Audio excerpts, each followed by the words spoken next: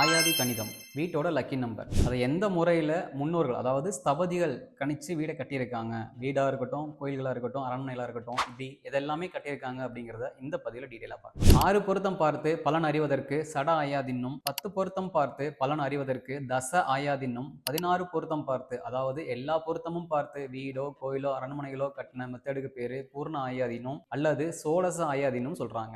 மூணாவதா பார்த்த சோடச ஆயாதி அதாவது பூர்ண ஆயாதி முறையை தான் ஸ்தபதிகள் கையாண்டிருக்காங்க. இந்த பூர்ண ஆயாதி முறையை கணிக்க 2 விதமான அளவு முறைகளை அவங்க கையாண்டிருக்காங்க. ஒன்று கிஸ்கு மூலம், இன்னொன்று மானாங்குளம். இதுல கிஸ்கு மூலங்கிறது கட்டடத்தோட நீள அகலத்தை பெருக்கி பலன் கண்டறிகிறது.